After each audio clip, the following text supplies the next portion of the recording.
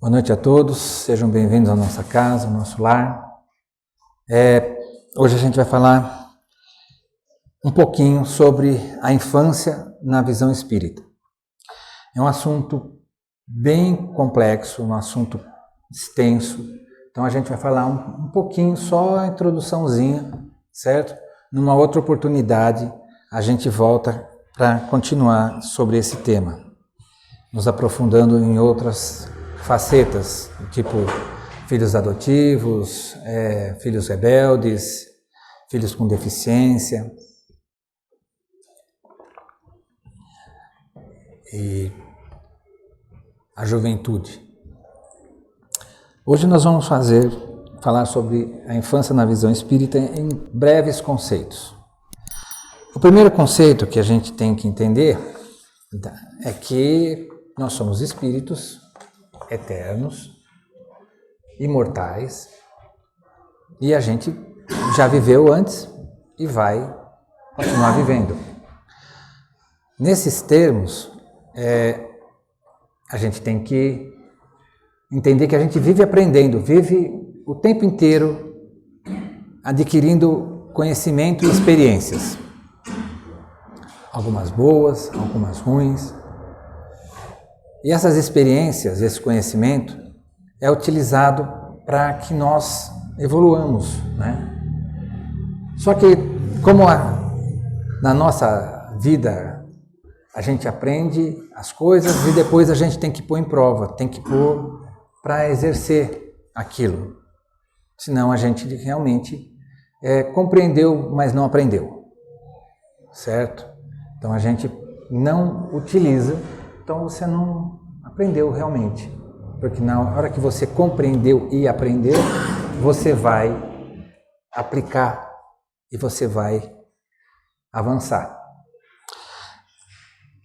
Então a gente vem para reencarnar, para poder provar aquilo que a gente já aprendeu na vida passada, na vida pós-vida, certo? No plano espiritual. E nós viemos aqui começando pelo começo. A gente, com o normal, o melhor, é a gente procurar o pai e a mãe espiritualmente. Enquanto eles estão dormindo lá, a gente vai lá bater um papo com eles. Olha, quero vir, tal, vocês me aceitam? Ou já combinamos antes, vocês vêm na frente, me ajudam nesta minha encarnação para que eu possa alcançar os objetivos dela? E o pai e a mãe aceitam. Às vezes o pai não aceita muito, às vezes a mãe não aceita muito, mas a sabedoria e a bondade de Deus permite que nós venhamos nessa família, que traz a carga genética necessária para que nós tenhamos as características, as capacidades, as propensões para a doença que nós vamos ter no futuro, certo? E a vida começa quando? Antigamente se dizia que a vida começava quando a gente tomava primeiro tapinha no bumbum lá do médico e respirava, e aí a gente ganhava o hausto de Deus, né? O sopro divino que nos permitia viver. Hoje a gente já compreende que, na verdade, a vida começa na hora que o óvulo fecundado se fixa no útero materno. Por quê?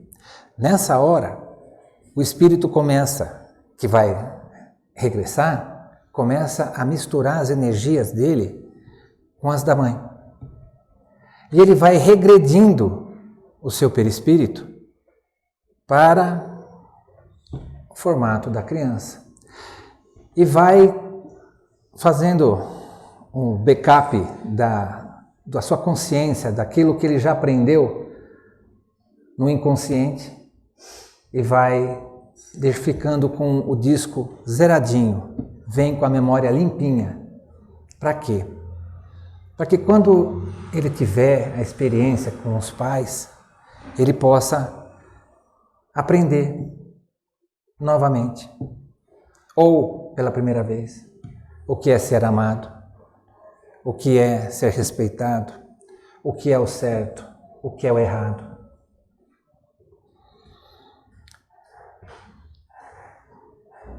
Então, o espírito vai regredindo e vai ficando inconsciente. Então, ele vem e vai caindo num sono, enquanto está tendo o desenvolvimento daquele feto num organismo mais complexo, até que nasce. E vem com a memória apagada por causa disso, de colocar as experiências sem interferência de uma memória anterior. Porque se ele olha para o pai ou para a mãe e fala assim, mas você, olha o que você fez na encarnação passada, você está devendo para mim. Olha, você me ajudou em certa época, você tem que me ajudar agora também. Então a gente vem com o disco apagado por causa disso, de ter uma experiência realmente válida, construir realmente uma experiência nova e não um remake da experiência anterior. Então na primeira infância nós vamos tendo um download, né? A gente vai baixando todas as informações para o cérebro esquerdo, né? Para o lóbulo esquerdo do cérebro, do que é necessário para a gente sobreviver. Dos processos mecânicos, respirar, engolir, sabe? Aquilo que você faz sem precisar estar raciocinando muito sobre isso. E a criança vai, durante um certo tempo, fazendo o quê? Aprendendo a mamar, a reconhecer o pai e a mãe, a reconhecer os outros, a enxergar direito, vai desenvolvendo os órgãos, vai descobrindo os sons. Então, o espírito está reaprendendo aquilo que é importante para a sobrevivência. A partir de um certo ponto nessa experiência, ele vai transmitindo, fazendo uma cópia do que é necessário para sobreviver para o outro lado, e a partir daí ele começa a criar, e é o cérebro criativo, que é o lóbulo direito, certo? Que faz com que nós usemos cada vez mais a nossa inteligência, possamos interpretar as coisas com aspectos éticos, filosóficos, sabe? Então a gente vai aprendendo a usar os dois lados do cérebro.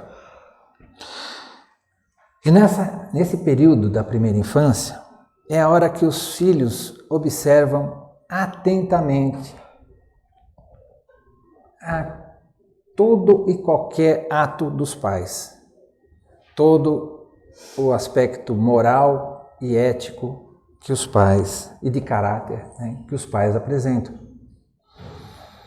E eles vão usar isso mais para frente, quando eles forem mesclar essa experiência com parte da experiência anterior, que é na hora que eles acabam a reencarnação deles, que é a hora que eles assumem a responsabilidade sobre a reencarnação deles, que é na puberdade. Então eles estão olhando, prestando muita atenção em tudo que os pais fazem. Isso é o certo, isso é o errado, aquilo ali está certo, aquilo está errado. Então, mandar mensagens equivocadas, tipo, não minta, mas bateram na porta, fala que eu não estou, fala que eu não estou. Aí você está mandando uma mensagem equivocada para a criança, então ele fica em dúvida, o que é o certo? O que realmente estão querendo? O que meus pais pensam realmente sobre isso? Então nós temos um desenvolvimento celular, tanto de todos os órgãos, mas principalmente do cérebro, que vai explodindo, né? E vai tornando a nossa capacidade de pensar e de aprender de modo fantástico, porque Se você pegar uma pessoa que tem que reaprender a andar, é bem complicado. Se você pega uma pessoa que tem que reaprender a falar, é bem complicado, sabe? E a criança, ela vai aprendendo praticamente sozinha. Vai em contato com os pais, com a família, ela vai ouvindo, vai reconhecendo, vai aprendendo. E na maioria das vezes, o que ela tem é um núcleo familiar. E isso é muito importante para ela. Nesse momento, a gente tem que prestar muita atenção em não sobrecarregar a criança com decisões. Decisões ela pode ter para aprender o que ela tem. Mas ela não precisa ser sobrecarregada com o que você quer comer hoje. O que você quer vestir hoje. Olha, tá aí, veste o que você quiser. Tem isso aqui para comer. Vamos comer? Você pode oferecer várias coisas diferentes, mas você não precisa ficar perguntando, porque o ato de decidir, o ato de escolher, exige uma maturidade do espírito que ele não está preparado ainda para ter. Isso sobrecarrega a parte emocional dele.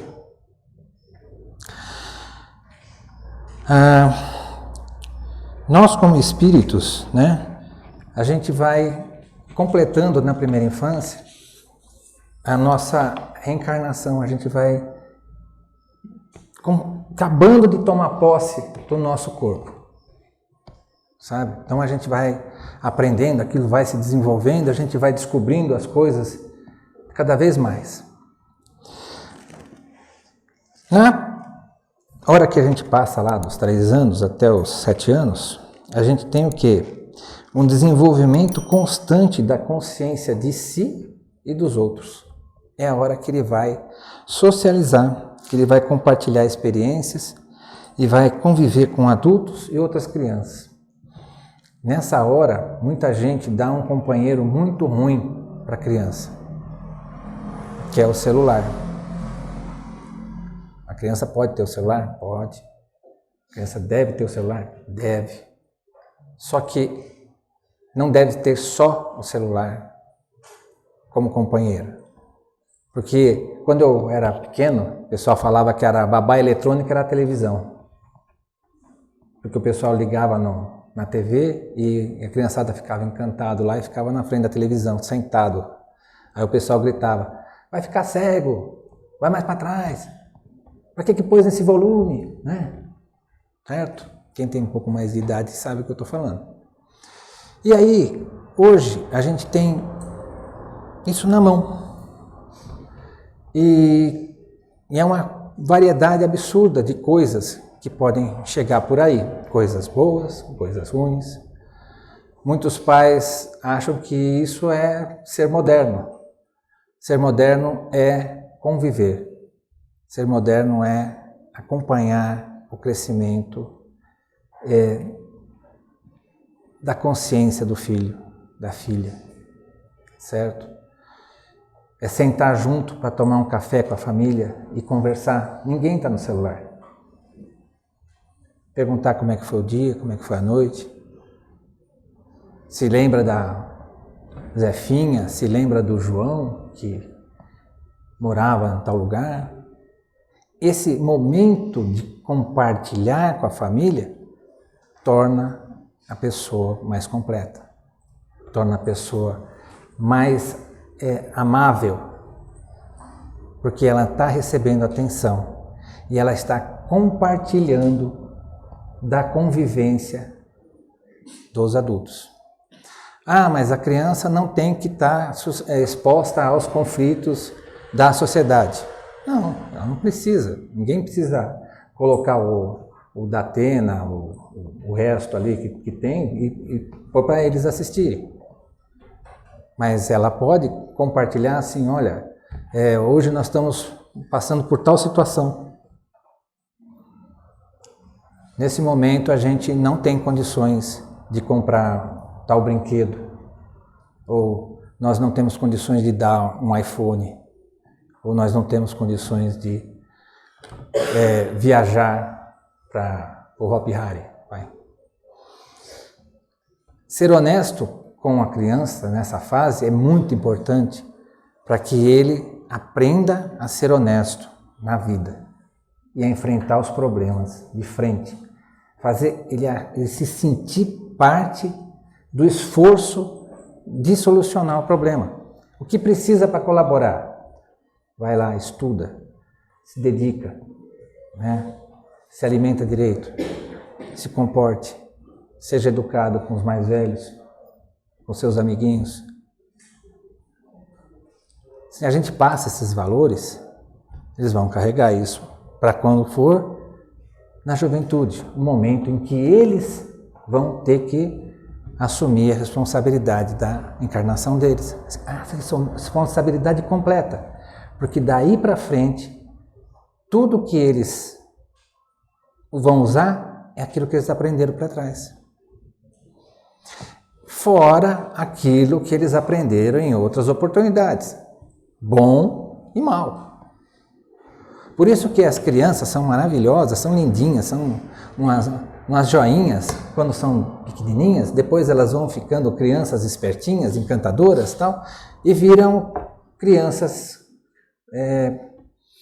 aborrecentes, com dificuldades de se comunicar, com dificuldade de reconhecer os seus problemas e comunicar isso para a família, porque não se sente apoiado, não se sente parte desse conjunto. Ele se isola. No momento em que começa a puberdade, é o momento em que uma glândulazinha que fica aqui no meio da nossa cabeça, chamada pineal, hoje se chama amígdala, na nova denominação aí da anatomia, ela começa a disparar ordens para os hormônios começar a circular pelo nosso corpo e a gente entra na puberdade. Só que ela também é o órgão que faz a nossa comunicação com o plano espiritual. Então a gente passa a receber todas as vibrações dos outros e emitir essas vibrações em que eu estou aqui em desequilíbrio, porque os hormônios estão ainda se equilibrando, eu estou passando isso. Então eu olho para aquela criança, já não é mais tão lindinho, tão calminho, tão tranquilinho. Por quê? Porque ele está passando por uma transformação. E ele está sentindo todas as vibrações dos outros. Coisa que antes ele não ligava, ele estava lá se dedicando a estudar, a jogar, a brincar. Ele não ligava. E aí ele passa a perceber. E isso perturba também, porque ele não sabe como lidar com isso. Então, esse período, né, da segunda infância é quando ele vai para a escola, é a hora que ele vai para se colocar, preparar, né, para viver em sociedade. Né? Mas os valores realmente, a escola passa conhecimento, valores quem passa é o lar. E aquele que tem um lar bem feito, um lar bem estruturado, ele faz com que a criança tenha caráter, tenha personalidade, para poder enfrentar toda e qualquer dificuldade para frente. Nesse momento, os pais também têm que pensar, eu tenho que preparar essa pessoa para se virar para o futuro. Então, ela tem que desenvolver, sim, nesse momento, a capacidade de escolha, o momento em que ela vai ter que começar a responder as coisas, em vez de apenas ouvir e interpretar. E os pais têm que apoiar. Apoiar não é resolver a lição da escola. Apoiar é, como é que a professora ensinou? Vamos procurar outro, se você entende de outra maneira, como é que a gente chega nessa solução? Dar apoio não é tomar o lugar dele. Porque a gente vai fazer parte de todos os sucessos que eles tiverem para o resto da vida. Mas vai depender da coragem de deixar eles errarem quando eles precisam errar. E a gente pegar e dizer assim, olha, isso aqui está errado, vamos corrigir, vamos acertar.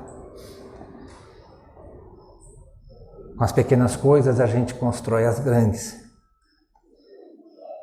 Se a gente só tivesse as grandes,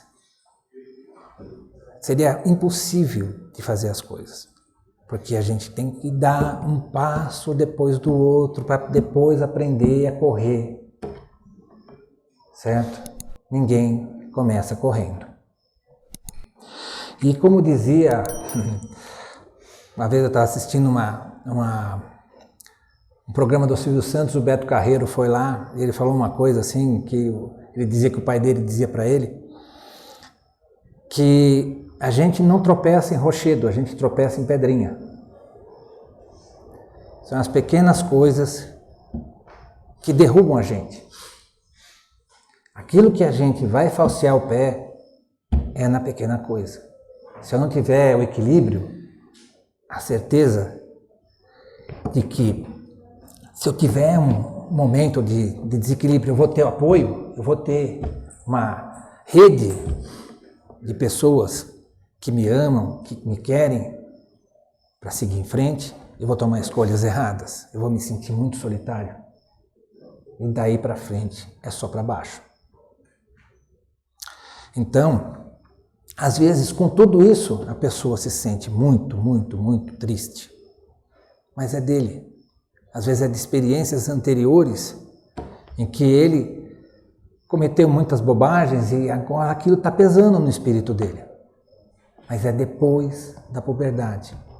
Até esse momento, até o momento que vai chegar a puberdade, os bons espíritos, os espíritos familiares estão ali tentando fazer com que a criança se desenvolva o melhor possível.